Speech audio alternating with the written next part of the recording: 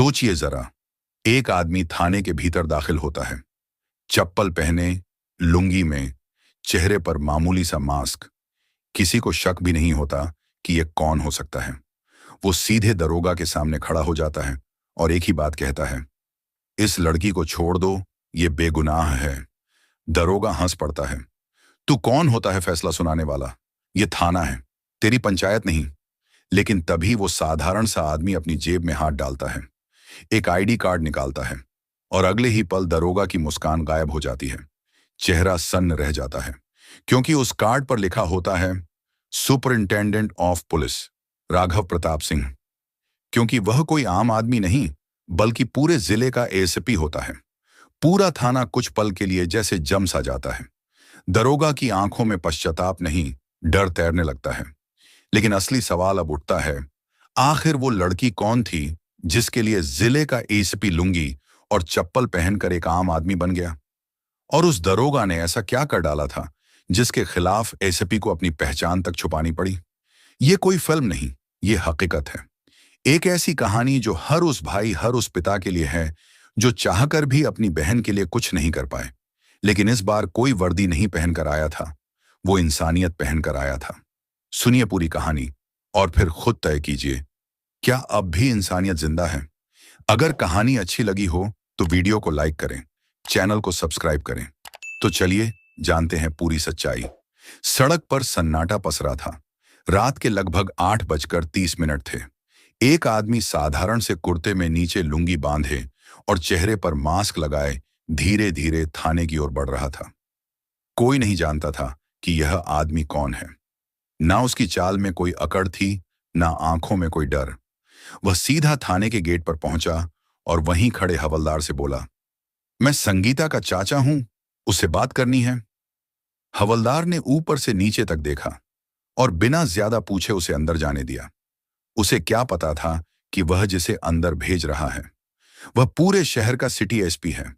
कुछ घंटे पहले बिहार के पटना शहर का एक बड़ा शॉपिंग मॉल, जहां की पार्किंग में एक गरीब लड़की संगीता बतौर इंचार्ज काम करती थी। उसके पिता और भाई स्टेशन पर फलों का ठेला लगाते थे। गरीबी थी, संघर्ष था, लेकिन संगीता ने हार नहीं मानी थी। पार्किंग की जिम्मेदारी उसके पास थी और वह अपने काम में एकदम ईमानदार थी। लेकिन एक दिन एक महंगी कार में लड़का आता है और गाड़ी को गलत तरीके से पार्क करने की कोशिश करता है।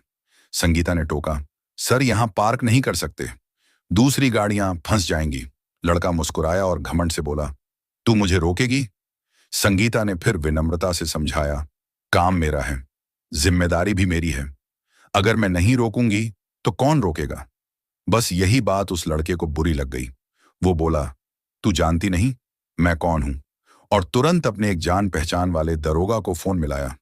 दरोगा साहब दूसरी तरफ से बोले, कहां हो तुम? लड़का बोला, एबीसी मॉल में। दरोगा हंसा, अरे यार मैं भी यहीं शॉपिंग कर रहा हूं, 2 मिनट में पहुंचता हूं। फोन कट गया और कहानी ने एक खतरनाक मोड़ ले लिया। 2 मिनट भी नहीं बीते थे कि मॉल के बाहर पुलिस की एक गाड़ी आकर रुकती है। दरोगा उतरता है, साथ में 2 सिपाही। सीधा संगीता के पास जाता है, चेहरे पर गुस्सा, आवाज में हुक्म, तुम्हें नहीं पता किससे पंगा ले रही हो, ये लड़का नेताजी का बेटा है। संगीता डरती नहीं, वो डटकर कहती है, मैं बस अपना काम कर रही हूं, गलत पार्किंग से बाकी लोगों को दिक्कत होती है, आपका रुतबा मेरे नियम नहीं बदल सकता। यह सुनते ही दरोगा भड़क गया। उसने गाड़ी की पिछली खिड़की का शीशा खुद तोड़ दिया और नेता के बेटे के साथ मिलकर संगीता पर आरोप लगा दिया। इस लड़की ने गहने चोरी किए हैं, बिना किसी सबूत के, बिना कोई कंप्लेंट दर्ज किए। सिर्फ एक फोन कॉल के दम पर संगीता को गिरफ्तार कर लिया गया, थाने लाया गया और सीधे हवालात में बंद कर दिया गया। ना कोई महिला कांस्टेबल, ना कोई पूछताछ, ना कोई एफआईआर। जब यह खबर संगीता के पिता सुरेश और भाई रोशन को मिली तो जैसे उनके पैरों तले जमीन खिसक गई। वह दोनों दौड़ते हुए थाने पहुंचे, संगीता को देखने की इजाजत मांगी। पुलिस वालों ने उन्हें डांटा धमकाया, तुम्हारी बहन चोर है, नेता के बेटे की कार से गहने चुराए हैं। रोशन और सुरेश हाथ जोड़कर कहने लगे, साहब हमारी बहन चोर नहीं है, वह तो ईमानदारी से अपना काम करती है, कोई गलती हो गई होगी। लेकिन दरोगा ने गुस्से में उन्हें थाने से बाहर भगा दिया। थक हार कर रोशन और उसके पिता वकील के पास गए, लेकिन वकील ने केस लेने से मना कर दिया। मंत्री के बेटे से पंगा नहीं लेना चाहता। वह बोला, उन्हें कोई मदद नहीं मिली। तभी रोशन को कुछ याद आया। कुछ दिन पहले उसने एक वीडियो देखा था जिसमें पटना के सिटी एसपी ने कहा था, अगर कभी कोई अन्याय हो तो इस नंबर पर कॉल करना, मैं खुद सुनूंगा। रोशन ने सोशल मीडिया खोला, वीडियो ढूंढने लगा। करीब 1 घंटे की मेहनत के बाद वह नंबर उसे मिल गया। नंबर मिलते ही रोशन ने बिना देर किए कॉल मिलाया। फोन की घंटी बजी और दूसरी तरफ से आवाज आई, हाँ, मैं सिटी एसपी बोल रहा हूं। बस ये सुनते ही रोशन फोन पर ही फूट फूट कर रोने लगा। सिटी एसपी बोले, अरे भाई शांत हो जाओ, रोगे तो मैं समझ नहीं पाऊंगा कि मामला क्या है। थोड़ी देर बाद रोशन खुद को संभालता है और पूरी बात बताता है। साहब, मेरी बहन संगीता मॉल में पार्किंग इंचार्ज है। एक लड़के ने गाड़ी गलत पार्क की। बहन ने टोका तो उसने दरोगा को फोन कर दिया। दरोगा उसका दोस्त है। उसने बहन को चोरी के झूठे इल्जाम में थाने में बंद कर दिया। एसपी साहब चुपचाप सुनते रहे। फिर पूछा, वह लड़का कौन है? साहब, वह एक पूर्व मंत्री का बेटा है। रोशन बोला। यह सुनकर एसपी बोले, तुम चिंता मत करो, तुम अभी कहाँ हो? साहब, हम थाने के बाहर हैं। ठीक है। एसपी बोले, वहीं रुको, मैं 7:30 तक वहां पहुंचता हूं। रोशन घबराते हुए बोला, साहब प्लीज जल्दी आइए, अगर आज बहन को बाहर नहीं निकाला तो कुछ गलत हो जाएगा। एसपी बोले, मैं वादा करता हूं कुछ गलत नहीं होगा, मैं आ रहा हूं। फोन कटने के बाद एसपी साहब ने थाने के इंचार्ज को बुलाया और पूरी बात बताई। इंचार्ज बोला, अगर ऐसा हुआ है साहब तो गलत है, मैं आपके साथ हूं। एसपी बोले, नहीं, मैं साधारण कपड़ों में वहां जाऊंगा, देखूंगा एक आम आदमी के साथ पुलिस कैसा बर्ताव करती है। अब एसपी साहब ने एक सादा कुर्ता पहना, नीचे लुंगी बांधी, चेहरे पर मास्क लगाया, थोड़ी दूरी पर अपनी टीम को रोक दिया और कहा, अगर मैं मिस कॉल दूं तो तुरंत अंदर आ जाना, और अकेले पैदल चलते हुए एसपी साहब थाने की ओर बढ़े। थाने के पास पहुंचते ही एसपी साहब की नजर उन दो लोगों पर पड़ी जो जमीन पर बैठे थे, थके हुए, डरे हुए, लेकिन उम्मीद से भरे वह थे संगीता के पिता सुरेश और भाई रोशन। एसपी साहब उनके पास पहुंचे और धीरे से बोले, बेटा क्या तुम ही रोशन हो? रोशन ने उठकर देखा। एक अजनबी आदमी लुंगी कुर्ते में खड़ा था। हाँ, आप कौन? रोशन ने पूछा। मैं संगीता का चाचा एसपी। बोले, फिर बोले, मुझे पूरी बात बताओ, क्यों पकड़ा गया तुम्हारी बहन को? रोशन और उसके पिता ने रोते हुए पूरी कहानी दोहराई। कैसे मॉल में लड़ाई हुई, कैसे दरोगा ने बिना वजह गिरफ्तार किया, और कैसे कोई भी उनकी सुनने को तैयार नहीं। एसपी साहब ने उनकी आंखों में देखा वह दर्द, वह बेबसी जो हर उस पिता की होती है जिसकी बेटी पर इल्जाम लगाया गया हो। उन्होंने हाथ थामे और कहा, मैं आ गया हूं, अब चिंता मत करो। एसपी साहब थाने के अंदर गए। हवलदार ने टोका, कौन हो भाई? मैं संगीता का चाचा हूं, दरोगा साहब से बात करनी है। हवलदार ने उन्हें अंदर जाने दिया। दरोगा के कमरे में पहुंचते ही एएसपी बोले, साहब, जिस लड़की को आपने पकड़ा है वह निर्दोष है। दरोगा कुर्सी से उठा और बोला, तू कौन होता है तय करने वाला? एएसपी बोले, वो मेरी भतीजी है, मैं सब्जी का ठेला लगाता हूं, लेकिन मैं जानता हूं कि वह चोरी नहीं कर सकती। दरोगा हंसा, अब ठेले वाले हमें कानून सिखाएंगे, तू अभी गया नहीं तो तुझे भी बंद कर दूंगा। एएसपी बोले, साहब, महिला को रात में हवालात में नहीं रखा जा सकता, यह गैर कानूनी है। महिला कांस्टेबल की मौजूदगी के बिना अरेस्ट नहीं हो सकता। दरोगा गरजा बहुत कानून झाड़ रहा है, तुझे अंदर कर दूंगा। और जैसे ही उसने हाथ उठाया, एसपी साहब ने उसका हाथ पकड़ लिया, जेब से आईडी कार्ड निकाला और दरोगा के सामने कर दिया। आईडी कार्ड सामने आते ही दरोगा साहब के चेहरे का रंग उड़ गया। जिसे वह सब्जी वाला समझ रहा था वो तो खुद सिटी एसपी निकला। दरोगा लड़खड़ाई आवाज में बोला, साहब, मुझे नहीं पता था कि आप, लेकिन तब तक देर हो चुकी थी। एसपी साहब ने जेब से फोन निकाला और अपनी टीम को एक मिस कॉल दे दी। 2 मिनट के भीतर 3 गाड़ियों के साथ पुलिस की टीम थाने में दाखिल हो गई। पूरे थाने में हड़कंप मच गया।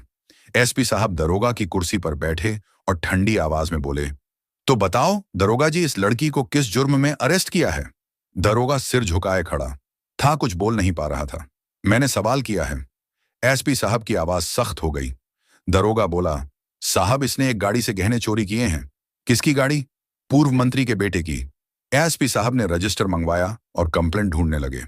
रजिस्टर के पन्ने पलटते गए, लेकिन संगीता के खिलाफ कोई लिखित शिकायत नहीं थी। एसपी साहब बोले, कितने साल से ड्यूटी कर रहे हो? 12 साल साहब। 12 साल में यह नहीं सीखा कि महिला को रात में हवालात में नहीं रखा जाता। दरोगा चुप। कोई महिला कांस्टेबल नहीं, कोई एफआईआर नहीं, कोई लिखित कंप्लेंट नहीं। फिर भी तुमने लड़की को बंद कर दिया। दरोगा का सिर नीचे झुका था। एसपी साहब ने सख्ती से कहा, सबसे पहले इस लड़की को छोड़ो। संगीता हवालात से निकली, आंसुओं से भरी आंखों से उस आदमी को देखती रही जिसने उसे छुड़ाया था।